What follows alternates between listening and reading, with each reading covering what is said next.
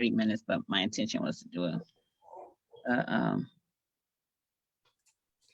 a meditation, but I laid back, and I laid on my back in the vasana, position, Uh-huh. and Uh-huh. I ended up falling asleep. But I think I fell asleep because things are just like coming to a close or whatever. I don't know, Mm-hmm. but I typically have energy after my workout, and actually I felt this need to take a nap, so did. I wanted to sleep in this morning. Um, Mhm. and I laid there after my alarm went off, and I just kind of laid there, and finally I ended up getting up. Yeah, and I actually tuned in and listened to Rhonda while I did my workout. Um, yeah, because I had such a hard time getting up and getting moving that so by the time I started my workout, it was probably about 5 minutes to 5. Okay. Hmm. And so I listened to them, and actually, she kind of reminded me about this tax thing that we've Yeah, me too. Maybe that's why I was sleepy. so Oh. So in a way, I was glad that I listened, because it was like, oh yeah. And now I don't have all the mileage stuff that I normally have, because usually I'm like, I can go through my invoices and have mileage out of the zoot. And I have not driven anywhere Mm-hmm. for work in 2020. Right? Or maybe the first couple of months. I'll look Be the at first that. couple of months. Yeah. Mm-hmm. Yeah, I'll look at that. But and so the deductions changed, and she reminded me that I can, count Zoom as an expenditure. So yeah, different. It's going to be different. And so I need to get on top of that. Yeah, yeah. Mhm. Hmm. So all is well, all is good. I yeah, it's good. Life is good. It it is. Actually, I'm gonna go play some golf when we get off of here. This Did you is play golf last night, yesterday? yeah. And how'd Yeah. you do? I did good. I did good. I did three close 100-yard shots. And so that's good. My friend is teaching me to applaud my successes. So, because you hit like 100 balls before you get those three. That's my narrative right now. But I'm going back this morning so that I don't have to hit 100 balls eventually before I get three. Um, Okay. so I'm going to go back this morning, um, and get a bucket and just go to the driving range and just hit, because I don't usually typically have mornings free because I'm Uh, work. So I'm going to go back this morning. My father's got his stuff taken care of, so after in a few minutes he'll be released. Not today, but in a couple of days. okay. So then I had a friend that was really sick and they're better, and so it's just like everything is like coming down. Today is just a good day to just focus in on me before I start seeing my clients at 1 o'clock this afternoon. So I'm gonna go back and be outside. I don't know who I was saying. I think I was saying to somebody last night that it just being outside in nature on the course, it just felt good. Like it really felt good to be outside. So I'm Mhm. grateful for this opportunity just to go outside and not just walk, but to be doing something. I'm looking for my body hurts From walking? from I think from the learning, the swings and all. Yeah, yeah, it Okay. hurts Okay. shoulders, and so somebody told me there's a yoga for golfing yoga. Oh, So I'm gonna look into that and see what. But anyway, yeah. So I'm excited that I get this few minutes to hang out with me, no instructor, nobody talking to me, and just some balls. Yeah, it's interesting. There are a lot of places that I go. When I used to go up to Woodhill Park, there would inevitably be somebody up there just with a bucket of balls and just hitting balls like Yeah. first thing in the morning. Mm-hmm. So yeah, I see that. I was, I think that one of the things I might do is pull out um my bike, because my bike is hanging up on hooks out in the garage, and I can, that'd be nice to kind of, let Yeah. It's time. And I think it's time. Like after last week or whatever days, it was cold and it snowed, whatever day that was. you. So I'm Yeah, just, but I whenever I am out, I'm sort of content in my yard because I have so much more that I want to get done. I got some painting. I want to paint my raised bed gardens, okay. uh the wood around those, because what I use to make the raised bed gardens are the steps that came off of my previous porch. So when I had all those Nice. porches torn down, I was salvaging wood. And Okay. so I'm repurposing stuff. So to now paint these steps and paint the other stuff that's around there, That's I think cool. that has been one of my on my to-do list. So and I need to paint the ceilings on my porches. I got so much work. It's like a never ending. This It's house is a home never ownership is that way. Like, yes. endless. Yes. So even when I feel like I'm doing little stuff, it's just chipping away at a That's right bigger, though. you know. Yeah. So I always have stuff to do. And then when I'm just out, like, I guess, there's a part of me that's like, rather than just putting this off, let me just tackle it. So Yeah. Yeah. yeah. Yeah, but I go back to the grind after tomorrow. So I uh I just figure I'm gonna take advantage of the morning because typically my mornings are right here all Mhm. day. And then I start patients all day and um yeah, I'll just like start getting my little self outside when I can, like grab a hold of it. I do go to yoga though. So Okay. Good morning, Everett. Are you back from off of your amazing vacation? And so they had posted pictures from St. Lucia. Oh, nice. Yeah, I went some years ago with them. And St. Lucia is beautiful. It's a beautiful, beautiful island.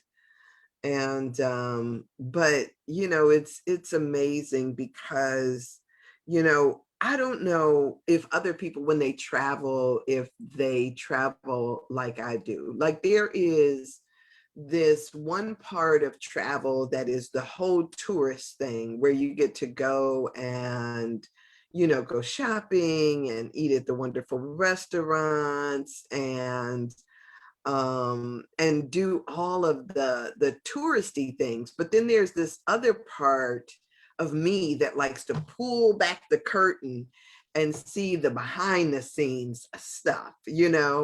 I always want to know, okay, this paradise, how are people living? Mm-hmm. And is it paradise for the people that live here? And St. Lucia seems to be one of those cultures that that the people that are living in what looks like paradise are not necessarily experiencing paradise, but they got a work ethic that is just seems like it's a grind, a grueling grind. And so I know that a lot of their economy is built off of tourism, as is a lot of these places. And you wonder, like, through the pandemic, how Yeah. these places, Yeah.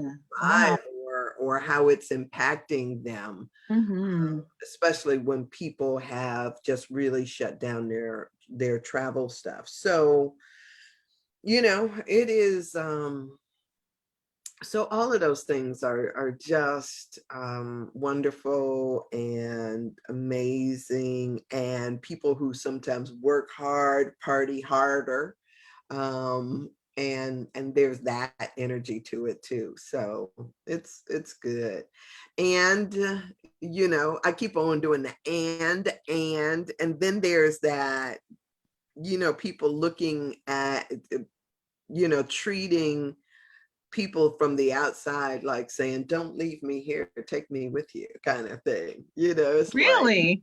yeah, Okay. and it's like, dude, you're in paradise, what do you want? What more, and so one of the things I found interesting too is even with property, people people build their own houses. And so there's always this level of, oh yeah, I built this room and I'm putting an additional room in, and then I'm going to put this top up here and I'll put this out.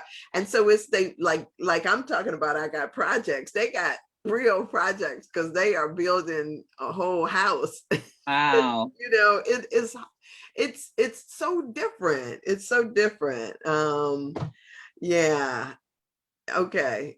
He says, I have stories to tell you about the distribution of wealth by the working class. Yes. Wow. And it's really interesting too, because I think I'm not sure if it was St. Lucia or St. Martinique that I went into, where as far as how things are set up, there are certain lands or certain areas that are just like almost like homestead. If you come and you clear off this land, you can build here. If if you do what it takes to cultivate that becomes your piece.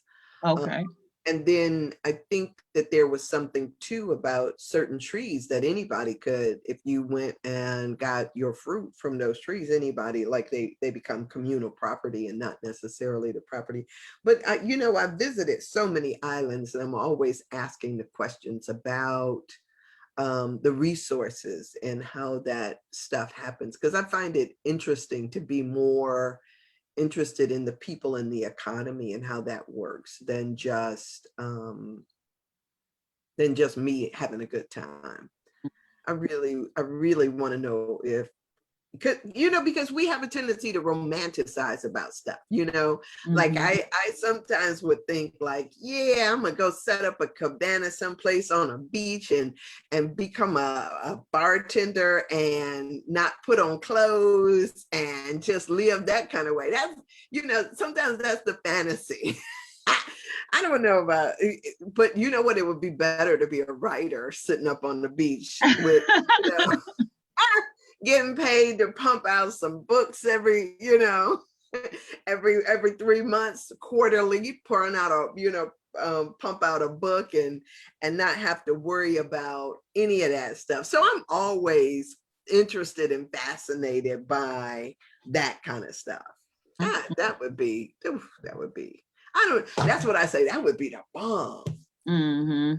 Yeah, but then I'm not thinking about mosquitoes or Oh, right. Or the big bugs that crawl on the ground. yeah. I'm not in that awareness. I'm just in the awareness of what it would be like to live on the ocean, and to and then in places, some of these places like Saint Martinique, I'm gonna get off of this, but Saint Martinique is a French island, and they consider themselves French, and they get their stuff from France. So most of their stuff is imported, Mm. which I find very odd. Um, so when I'm there and I'm saying, what do you mean you don't have vegetables? I'm not understanding how I could be on an island and I'm finding it hard to get vegetables. Mm, I was a vegetarian and I went to St. Martinique and I mm, couldn't get I couldn't even go to a Chinese food place and get vegetables. That was really that wow. like, well, I don't understand that. Hmm. Uh, I didn't understand that fish wasn't uh, something that they had readily available. I was just kind of What do bewildered. they eat? Girl, they ate a lot of, I think, beef and pork. I knew it wasn't what I was eating. Mm-hmm. I couldn't even find a good plate of pasta with nothing in it, you know? I had a hard time eating when I was there. That was really, you would have thought I'd have came back here skinny, but we were only there for like, I think was it 6 days or something like that. But yeah, I was pissed. I was walking the streets pissed because I was like, I can't even go to a Chinese food restaurant and get a stir fry. I was just, oh, I Hmm. was irritated. I would have never guessed that. It's just, Yeah, it's I've crazy. never been on an island before. So, I mean, a Hawaiian island, but never a Uh-huh. island like those two, neither one of Okay. those. Yeah, I had a hard time. So, Interesting. but some people would have loved to have that hard time because it was beautiful. The water was amazing. All of that stuff was beautiful, but just food wise, they were very challenged. Very Hmm. challenged. Good to Um, know. yeah, yeah. Ever I decide to do especially something like that. especially if your diet is limited, like if you're a vegetarian or something like that. Some cultures, some countries are just not good for that. Hmm. So Okay, yeah. that's good to know. All right, so I am just blessing this day, knowing that all the words spoken here are filled with light, love, and wisdom of the highest. We are inviting and knowing that God is present in this conversation and that some amazing needs are being met through what we share here. So I just bless this time, bless this moment. We bless each other and everybody who is tuned into this space. Yes, And so it is. Amen, amen, amen. So where are we? Are we we are on page 87, okay? heading into level 6. We talked about the the benefits of confession and communication in the fifth chakra, the throat chakra, and judgment and power and what it does to our energy system. Mm-hmm. So so there's a part of me that in that piece about confession, um so I love the idea of confession as a not only as a cleansing, but it also sometimes helps heal a situation. People are often asking, especially when a crime has occurred or a death, people often ask the question, why? Mhm, Why? They want to know why. mhm, Um, and so but in here it does say in clearly, she says we must not confess our wrongdoings to others if doing so will hurt them further. mhm. And so I think that there is a fine line that we walk when it comes down to certain things. What would you, knowing this, benefit, or how would this benefit, and is it necessary to the healing process? So if, say for instance, somebody was to come back at you and say, yeah, I did it, and and not necessarily have a reason why. Recently I had a cousin that was killed, and for somebody to say, oh, we heard them say on camera, like, that's the wrong guy, so even if I don't know if it was the right one, would that have made it better? Or is it just like, the callousness of people and society and how we see life and all of that stuff? It just becomes this question of, there's just some part of us that just wants to know why. Mm-hmm. And if why is not helpful, Hmm. if if if why does not answer, and yeah, I sometimes think that why is overrated. I used to Yeah, I think but if we're asking why, if a person is asking why and we have a truth for them, I think, I don't know. I'm just, yeah, I don't know. I think that it's the asking of why. I think the confession without the why can be a little bit, no, can be a confession that's damaging, can be hurtful, devastating, non-productive. But if a why is before it, if somebody is asking why, and then you hear the truth of the because you're asking for the why, I'm asking why, mm-hmm. and then I have to hear the truth of the why, even when it's hard. Um,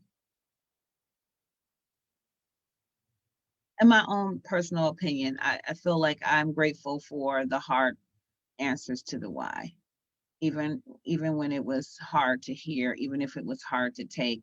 If I'm asking why and somebody tells me, um, I, I, I'm trying to remember a time that I wasn't okay with it. I wasn't in agreement, or felt like you should have kept that mess to yourself. Because especially if I'm asking why. Now, if I'm not asking why and you volunteering information, and is hurtful, most times I'll always today, I ask, well, I wonder what that person's intention was by sharing that. Mm. What was the intention by confessing that? Well, I wasn't asking for a why, and then that person volunteered that information. Is like, okay, well, I don't know why that person deemed it necessary. There goes my new why. Why is that necessary? Why was that necessary to share with me? Confess that to me. Willie, hey, good morning. I don't know what the topic is, Willie. We are talking about confession at the moment, and and we are about to move into the sixth chakra. But you bring out a good point that a confession is different from a reason. Mm-hmm. Oh, yeah, good. Thank you for So that language. okay, yeah. I mean, but so to say what you did is different from saying why you did it. Mm-hmm. So if like in the language that you talked about yesterday when you were talking about couples and couples therapy, you said the question about confessing, oh yeah, I cheated, right? So some people come in and they want to just, confess. Why, right? Confess, I've been cheating. Not that they got caught, but now all of a sudden they want to come clean as if this provides me absolution. So they say, I've been cheating. So then the question is, that's the confession. Yes. And the why is something very different. Mm-hmm. So, okay, so I got that. So that the reason behind it is different from the what of it. Mm-hmm. Yes. Oh, Mm-hmm. and so if a person comes in all of a sudden and says, hey, um, I've been stealing, Mm-hmm. or I've been cheating, or I've been lying to you, or I've been, any number of things that people could go down the line. I've been living a lie. Yeah. Or like what about the person who says, this may hurt, but I never wanted to be in this connection. Yes. And that's real. Yeah. And it may be to somebody that, well, that's harmful, but it's not, in my humble opinion. It's freeing for the person who's delivering it. And it's also freeing from, especially as we go into the sixth chakra, the third eye chakra, it's also affirming, believe it or not, if a person got clear and real with themselves, it's affirming something that they've been knowing on the inside of themselves Right. all along. But it's a harming confession. I mean, it's a hurtful confession, but it is also freedom in that too. Yes. Yes. Yes. Yes. Yes. I mean, and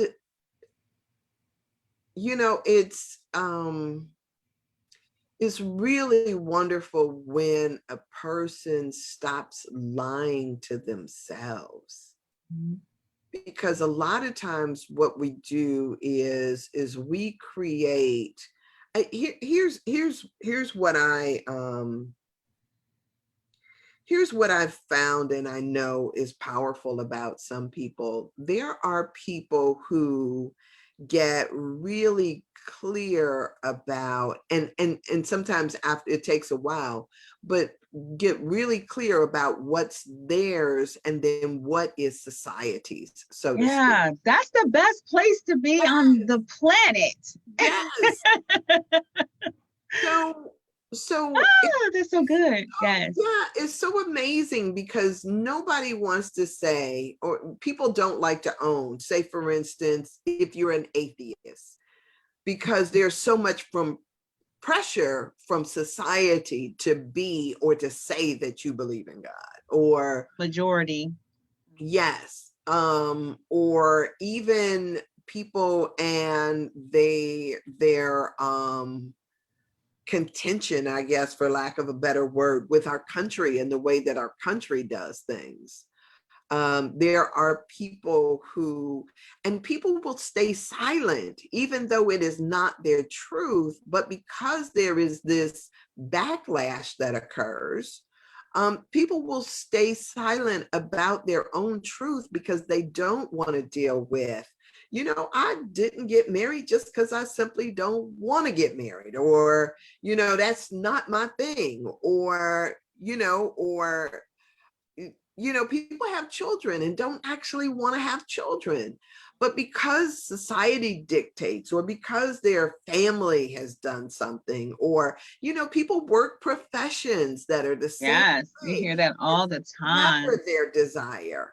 And there's this fear of actually saying and living one's truth. And that kind of thing just gets in the way. And so at a certain point, I was watching, there was some show that I tuned into the other day, and this guy was, struggling with this. When am I going to be able to tell my father that not only did I not like college, but I quit long time ago, and I just leave the house like I'm still in school, or Wow. there's so many Mm-hmm. people who are living these lives of where they feel like they have to lie because the people around them have different expectations for them. Mm-hmm. Mm-hmm. Mm-hmm. Mm-hmm. So there's the one part that is the confessional part, I'm done with this shit. And then there's the other part that is, you know, and I don't even know, because I used to tell people I don't need a why. I don't need a why. That was one of my big things. I don't need a why. Darn it, it's my decision to make. I don't need a why. but But I for think some why gives us people, clarity, even if we don't communicate it, we don't owe mhm, that to anyone. But I think why gives us clarity. My statement for why is that, well, we need to get clear or you'll be back here again. okay.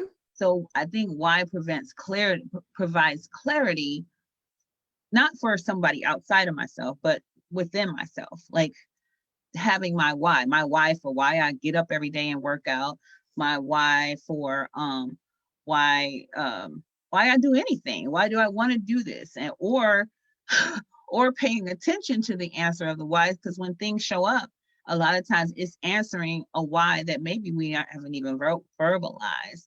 Hmm. Um, but I think that why gives clarity to things that are otherwise not doesn't have an answer or is not clear.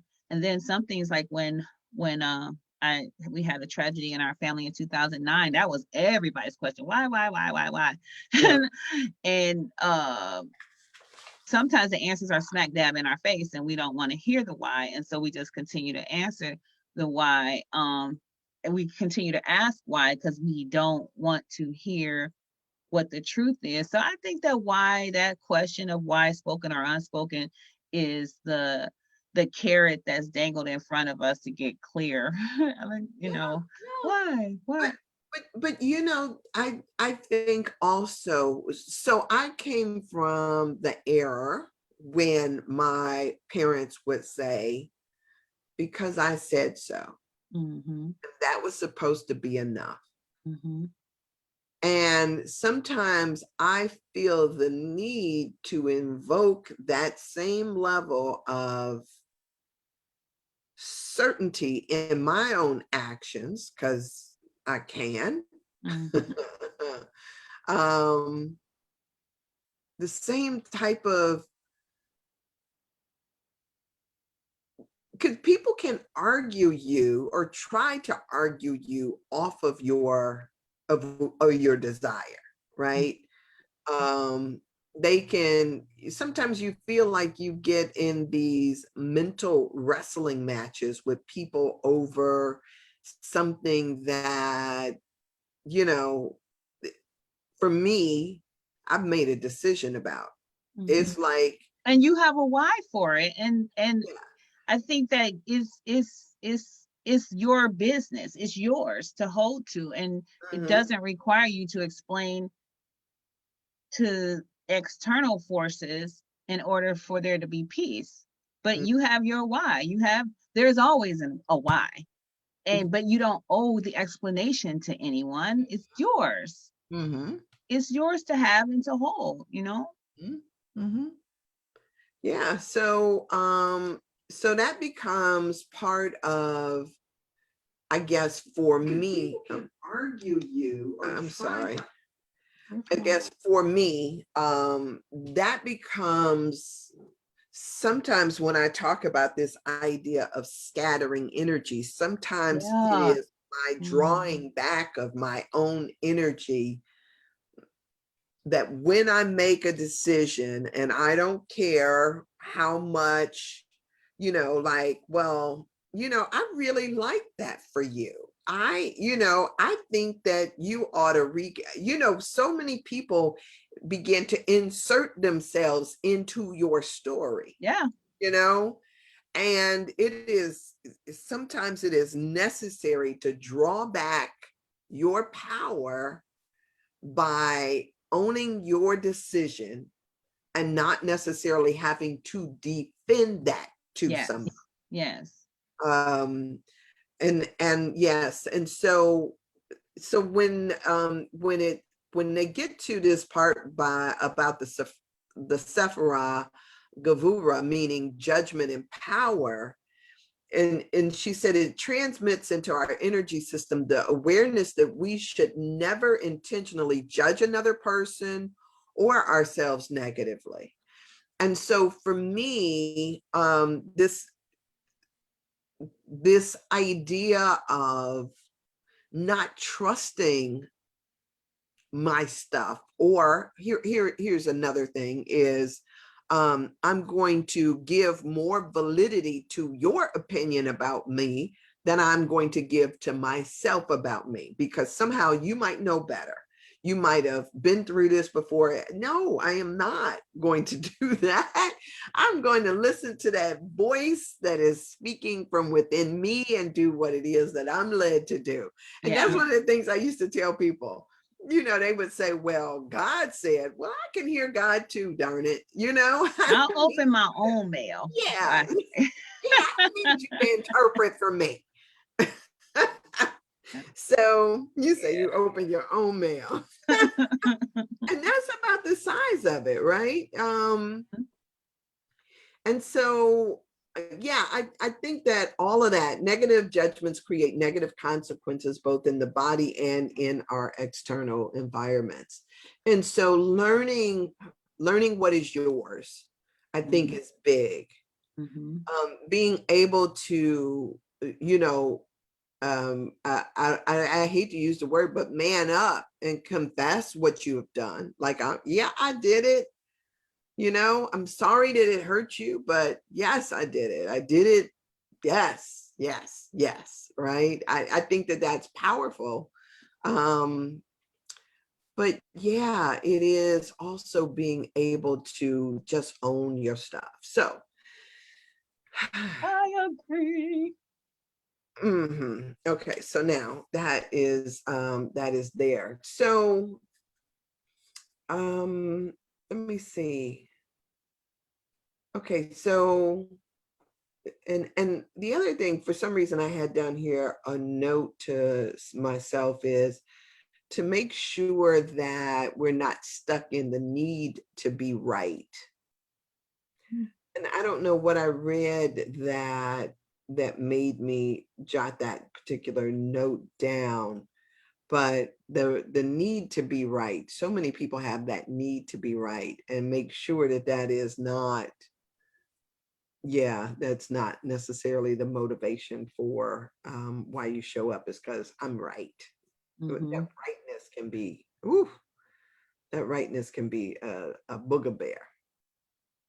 So now as we move on to level 6, maybe that rightness will circle back, and I'll remember why I said that. So now at level 6, yay, the merging of the chakra of the mind. Yes. With the sacrament of ordination. And the Saphira of Benai and Hokum. Hokum. That's how I've been reading it. Okay. Hokma. Hokma. Okay. So the power of all of this is basically it transmits into our system the sacred teaching of seek only the truth. From the mind chakra, we receive the energy to search for answers to the mysteries we encounter. It is by divine design that we ask why. And want to know more today than we did yesterday. And so I think that when we think about this, it is this, you know, when we talk about it from the standpoint of reason, you know, of the mental piece, yeah, that is how we lift through our system. So the energy pulsating from this chakra continually directs us to evaluate the truth and integrity of our beliefs. Now, it's interesting. Aurelia always says a belief is just something that we continue to think, right? Doesn't necessarily make that belief true.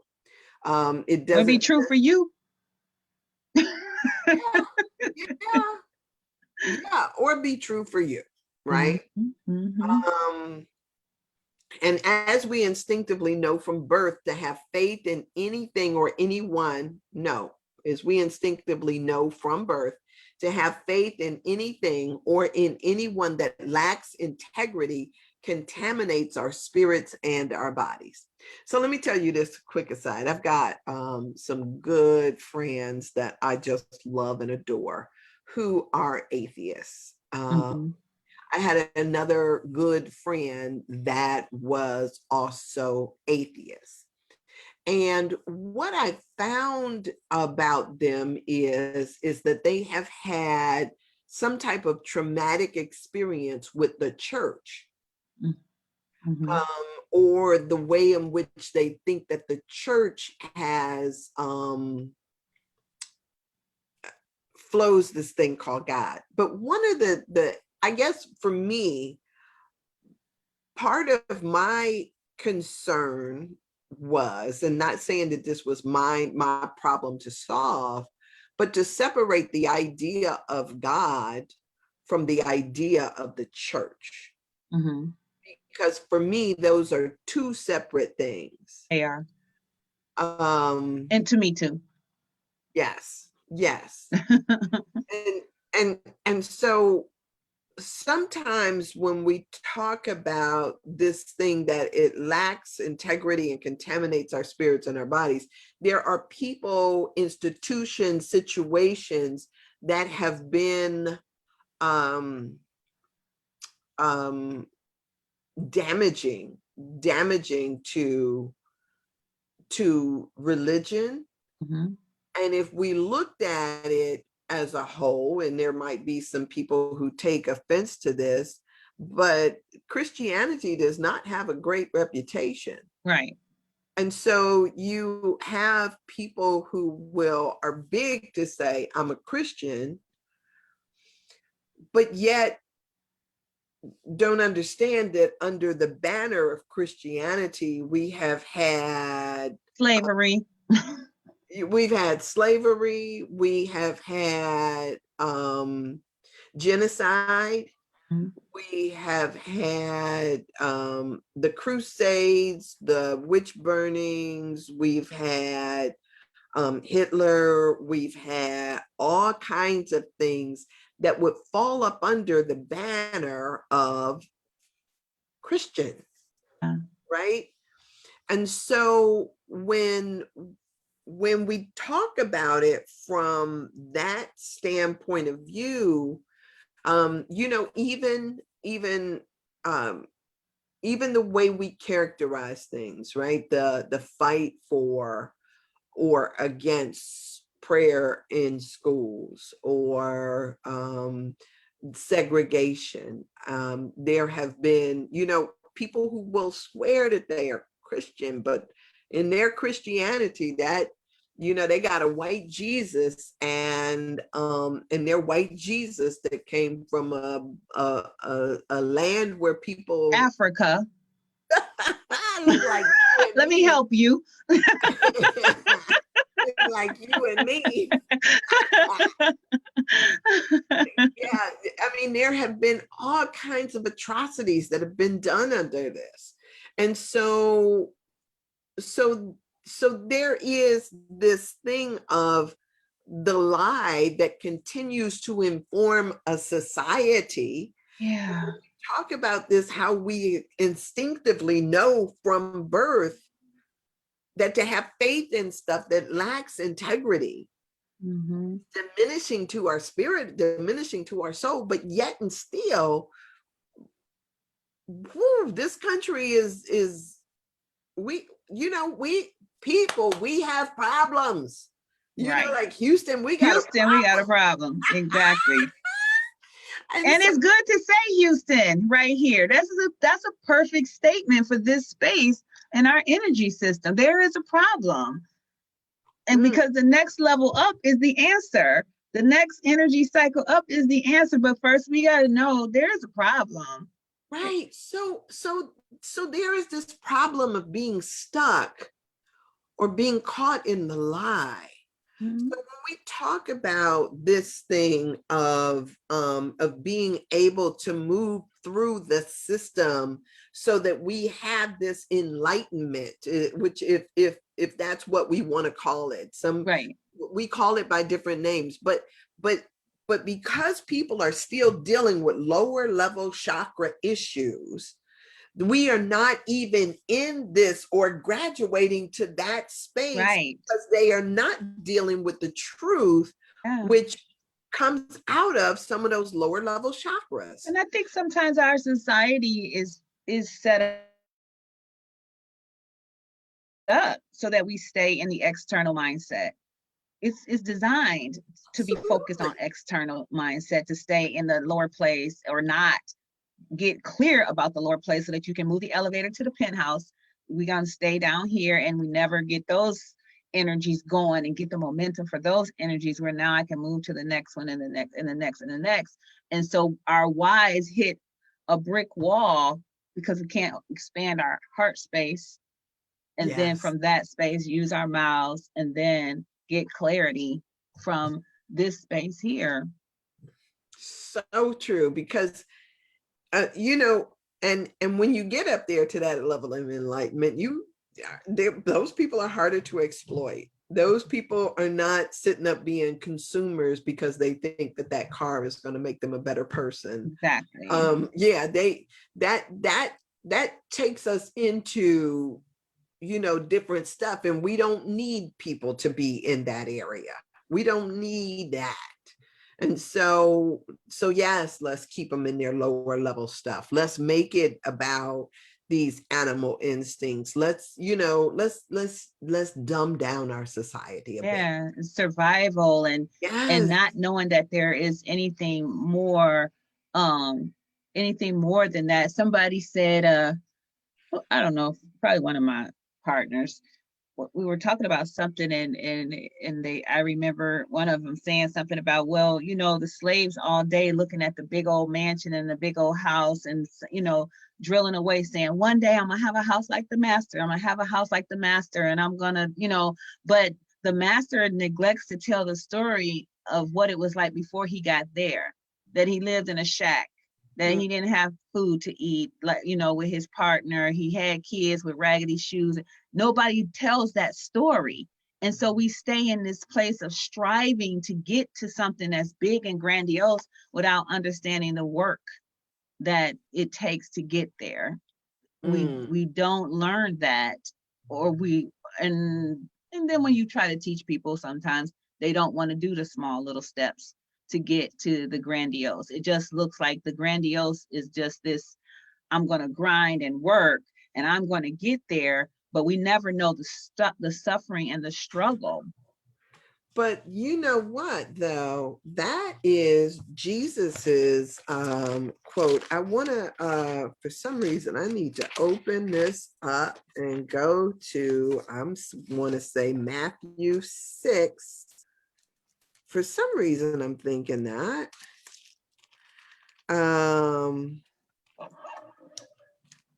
Where is that? The 6th chapter. Why am I thinking? And I'm not even good at trying to quote some stuff or find places. Okay. Hmm.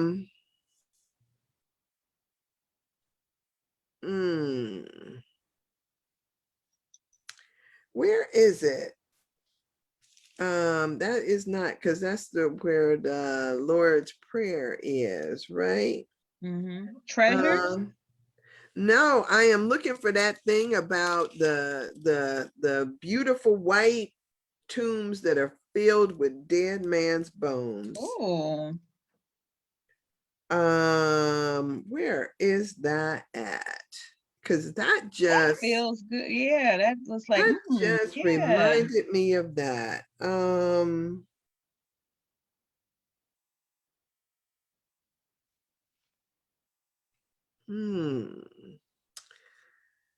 Tag on it. I'm gonna look at my concordance. Well, you know what? We on our computers here. I know. I do that all the time. We digging in my purse for a piece of paper and, and like, you know, you could just put that in your phone, right? It says Matthew. Oh, it says Matthew 23. I was like looking for that. What was it? Okay. It says Matthew 23 and 27. Okay.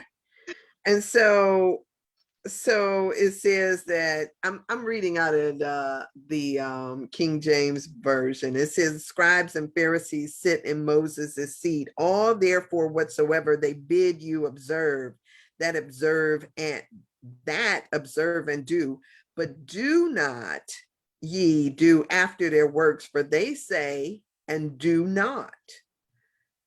For they bind heavy burdens grievous to be borne, and lay them on men's shoulders, and they themselves would not move with them one of their fingers." Let me find my I got my NIV. okay, read your NIV, because I was about to pull mine off the It shelf. says, "Woe to you, teachers of the law and Pharisees, you hypocrites! You are like whitewashed tombs, which look beautiful on the outside, but on the inside are full of dead men's bones and everything unclean.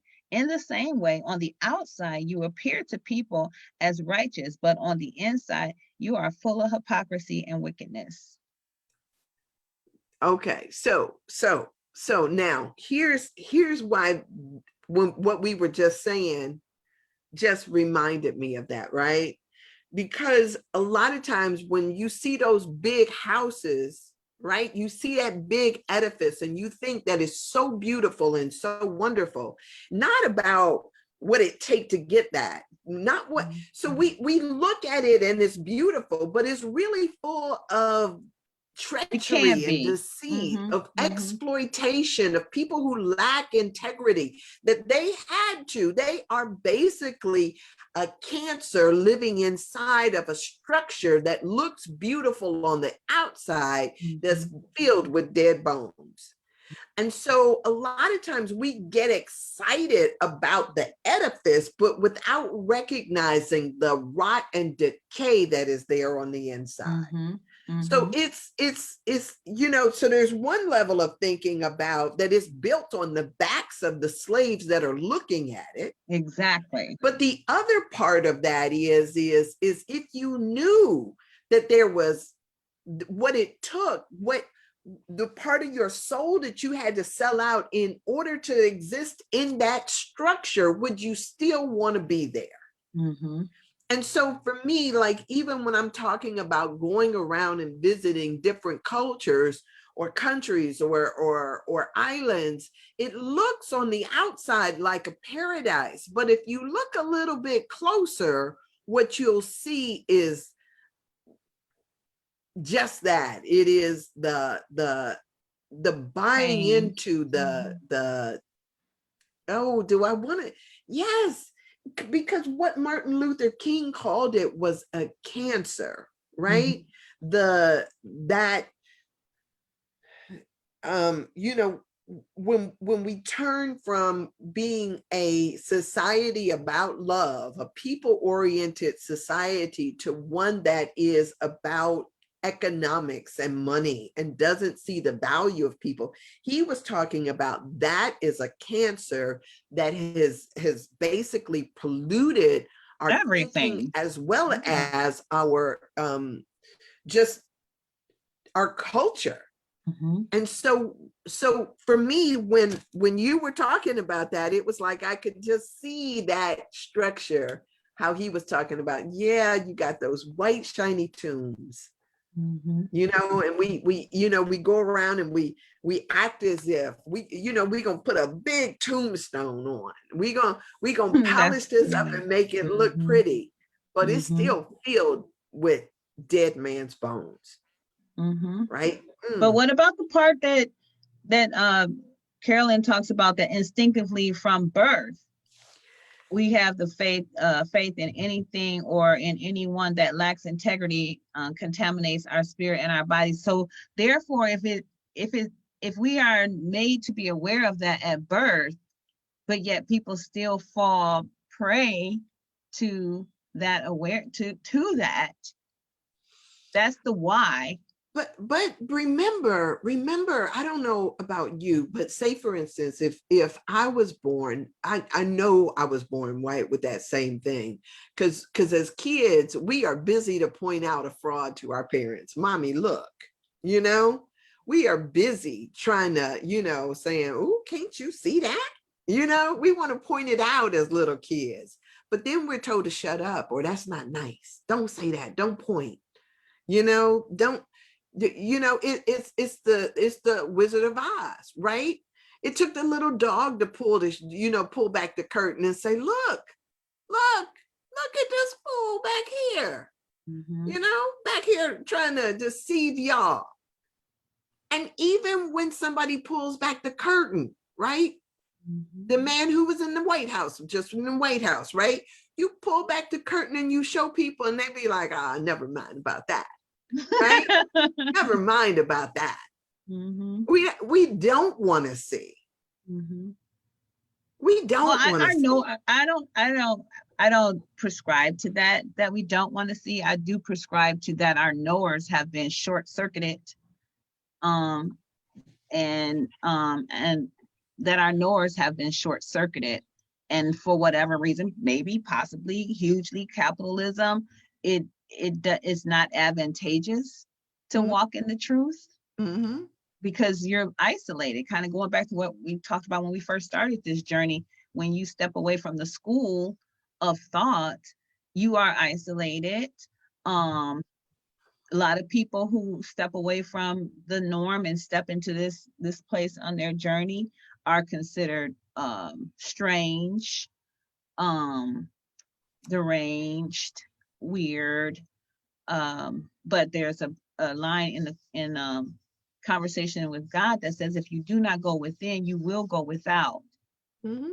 And so if we are not striving to be our highest best self, and we're living in a space of fear because we don't want to go there, and the only reason maybe we don't want to go there is because we don't want to stand alone.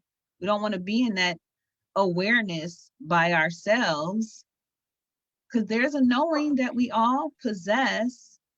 I watch it every day when I'm servicing clients that I think we talked about this yesterday, or maybe I talked about it with my girlfriend Michelle, that people know the next thing to say. They know what to do to cross over, but it's like, no, I will be tearing down a whole family of belief systems. Where I go from here? I cannot step over into the why.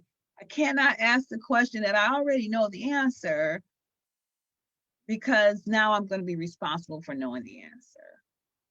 Yes, there is that comes with it, but at the same time, that is graduation. It is. It That's is. graduation. And I remember, I will tell you guys, when I graduated from high school, I cried like a baby, because there was a part of me that just didn't want to go on. I Yeah. wanted to stay in what I was used to, what I was accustomed to. And now all of a sudden, I'm going to be forced to go out into the world and do something different. I was going to be pushed out of the nest. I didn't want that. And I remember that feeling of no, no, no. And so a lot of times that is exactly what happens for many people, is that people don't want to go out on there, but that is where the growth is. Juiciness is the same way with giving birth, babies coming onto the planet. Almost always, when I work with people, I have a client who was severely suicidal. We worked together for almost a year, and that person now has a job. They're happy. They have no talks of suicide in like 6, 8, 9 months. Just da da da da.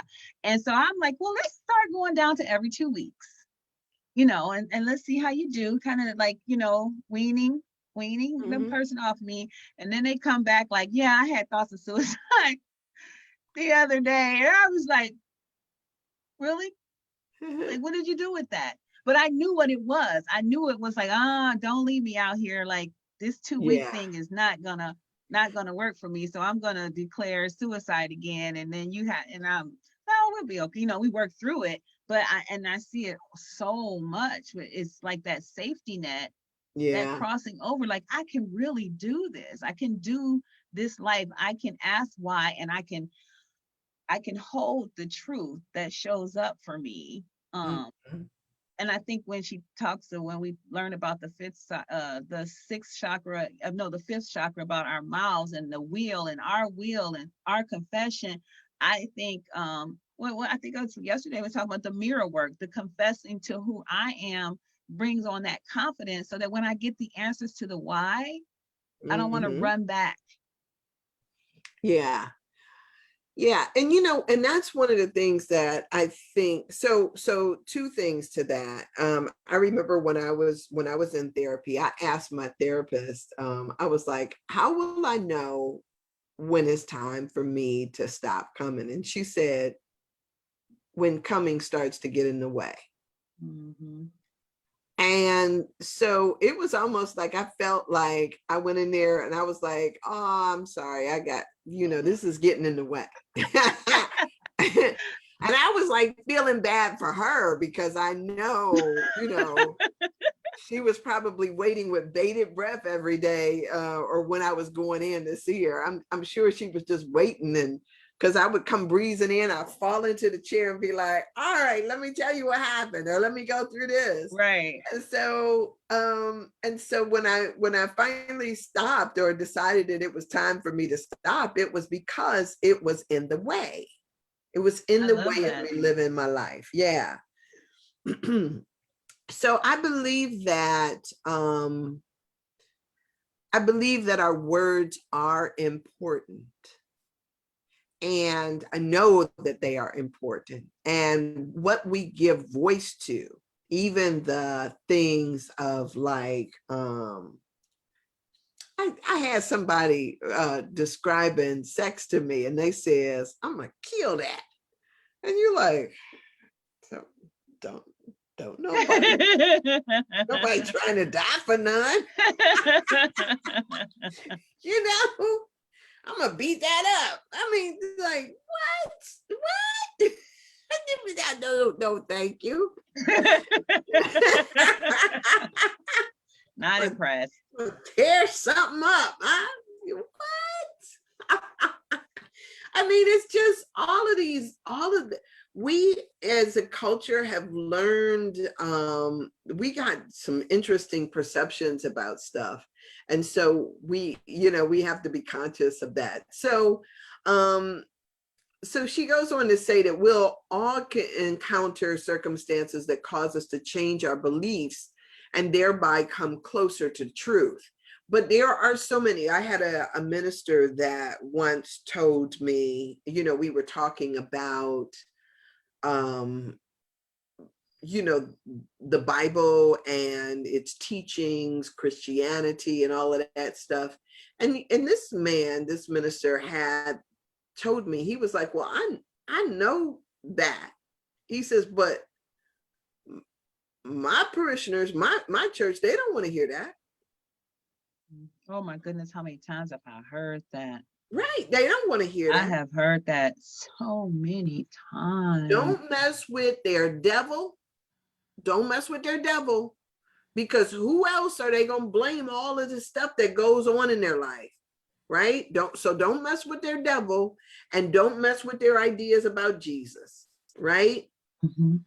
Even when you find out the truth, even when you come to this awareness that Jesus it can be different from your spiritual life, Mm-hmm. that the teachings and the ideas around Jesus are not the whole There's more. of spirituality, right? And so as we find out, if we, as we start to see something different, people will recoil, Mm-hmm. because that just doesn't jive with what they've been taught. And so if I have been taught something that is either that doesn't jive with what I've learned, then people have serious issues. Mm-hmm. But that's why the question of why, is it true? Those are primary questions that are used to trigger the brain, trigger the limbic system, because if the why, and then sit in it, sit in the why, or sit in the is it true, like sit in that truth.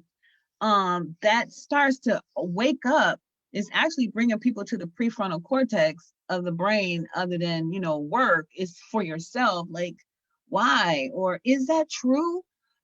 And why is it true? And like, Mhm. you writing it down. Why is it true? And who told me that? Yeah. And where was the person that told me that? And where were they in that life? And what year was it? And what Mhm. was the belief system in that era? You just actually, the next thing that the next sentence, it says that we mature our beliefs step by step, experience after experience. It's Mhm. and it is true for Yeah. me. So here's, part of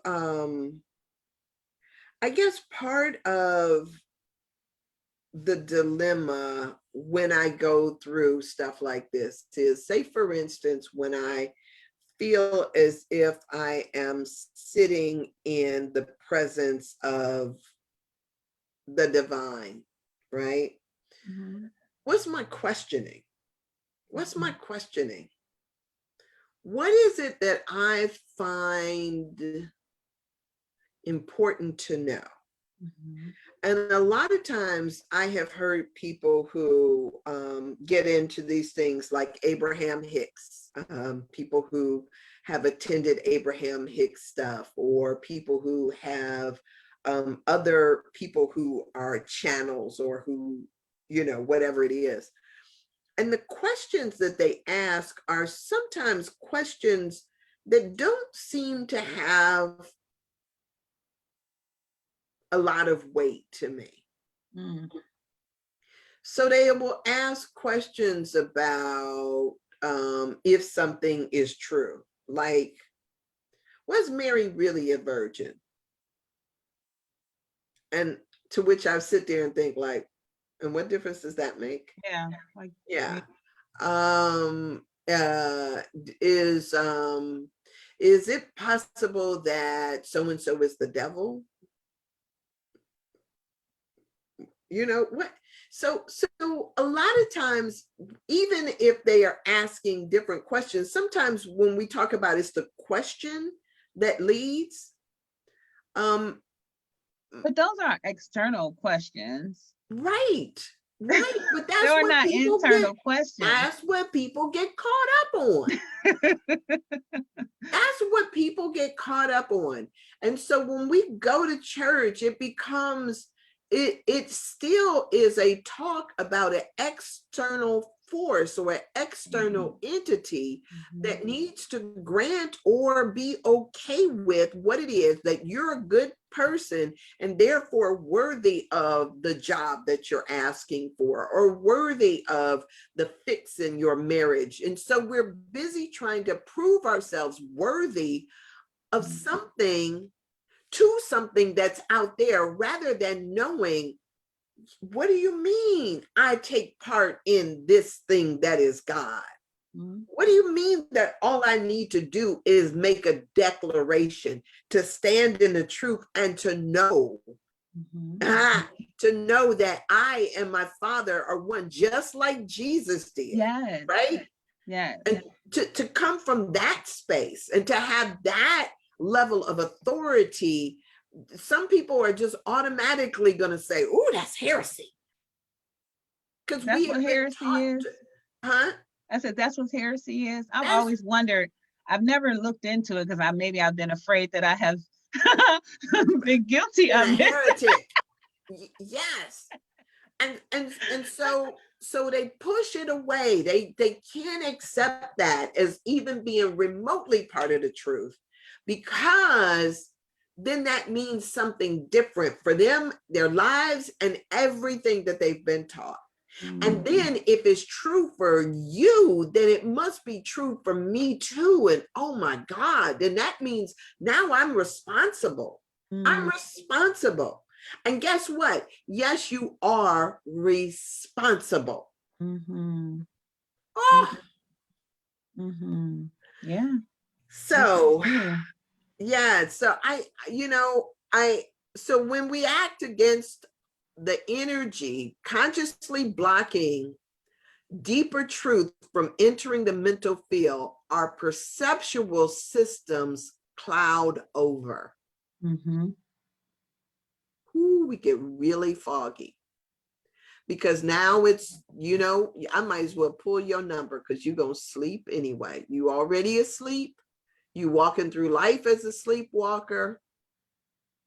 Why even, and that's one of the things when we talk about this idea of hearing the voice of God. If you are already saying that that's not possible, Possible. if you already block off the ability, like, because you don't believe that it's possible, then that our perceptual system clouds over. I like that. I like how she worded that, because that becomes a cloud.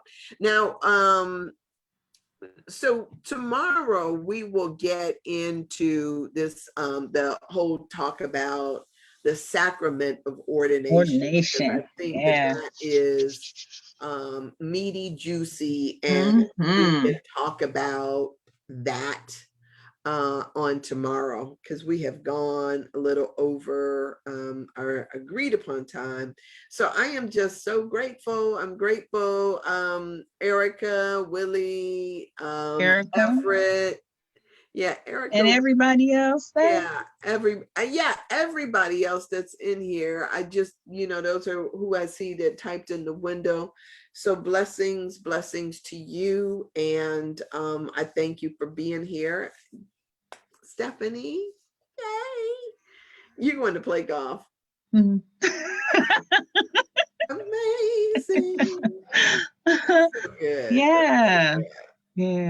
Yeah, I the sun just looks so amazing on your face. I'm like, oh, I can't wait to get outside. Yeah, it's supposed to be sunshiny all day. Yeah. So I am going to, I want to say I'm going to go in here and put on some shorts and get out in the yard, but I think that I am going to head to Home Depot first, my stomping ground. I don't know what that is, that, you go from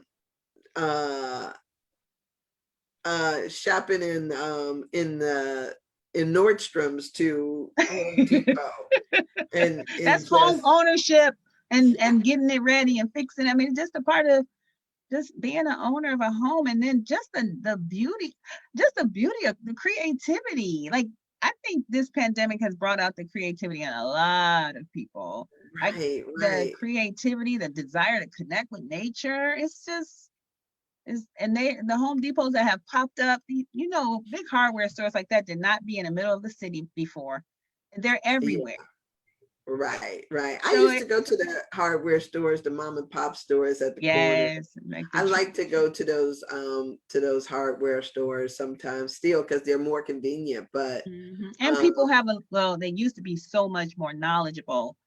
Yes. The owners of the small hardware stores, the one in Shaker, the one on 131st in Harvard, those people were so knowledgeable. They knew what they were talking about. They weren't just selling retail. So it did make a difference. Yeah. So anyway, I'm about to go make some of that stuff. Erica asked, is she any good at it? What? Golf. Oh, no, I'm not. That's why I'm going. Yeah. That's why I'm going to practice. I'm not good at it. I just started, and no, and and I'll tell you my motivation tomorrow. But no, I'm not good at it, and I want to get good at it. And so when I go to my clinics, I feel that I need to practice, and I don't practice enough. But my dad will be home, and he's got his whole golf thing set up in the backyard, and I'm ready for him to take it down, and so I can play outside. But now I got to go to the golf course because he's not here. So, okay. Yeah. So you want him to take it down? He take it out of the garage and set it up in the backyard, so I can just hit. What is it? A net? It's this big, Callaway net, and it's got like a little runway and a place to set up and stuff like that. But I tried to move it myself because my father built this thing like the gate, and I tried to move it myself, and it ain't budging. So I was going to surprise him when he got home, but So I'm gotta go So, take some so more. I will say I do admire you for that, for going out there and practice. I know that for years I went to a pool hall, and I used to go play pool, but could not play worth a lick. I can't But either. I want to learn that. I knew how to look cute and how to lean over that table and put, strike the pose. But yes, I never mastered that. I never mastered tennis. I was more like dodging the ball as it came at me instead of being able to hit it. So I really admire I that. started practicing pool at Fox and Hound over there by Progressive right Okay. before the pandemic. Like I Uh-huh. was going every Friday because nobody was there right after work, like at Hmm. 1 o'clock in the afternoon. Hmm. So if you ever want to start back there, but they had stopped, because of the pandemic, it wasn't usable. But I would Right. love that. I would love to learn. I've been trying to teach myself forever. Yeah. Yeah. And, people used to tell me if you were good at, like math or geometry, Geometry. you should be good That's not true. at pool. And I was like, That's not so, true. Erica, I think she answered all your questions that you posted in the window. So I think we can let go of all of that. Um, Thank you so guys. yes, I appreciate you all being here, and I want you to have an amazing day. Get you some Yes. sunshine, Yes. and maybe I'll ride a bike around the corner or something just to Get it in. yeah. Hmm. Erica says she's decent at pool. Oh, well, Yeah. maybe I'll hang out with you and teach you some Well, stuff. I know I'm some not. people that are like pool sharks, like But are they teachers? I right. know people who can That's play. the I want difference. someone that will Yeah, teach me, you that's know? the difference, right? Because they, Yeah. Yeah. sometimes it's, and they want to pretend like they can teach you by leaning over top of you and let me show you I how to haven't had hold that. the Well, I stick. don't think I've had that experience since high school, but yeah. Yeah. So, okay. All Have an right, you amazing guys. day. Have a Blessings good to rest of each your and day every too. one of you. All Mm-hmm. right. All right. See ya. Bye. Have a good one. You too. Bye, y'all.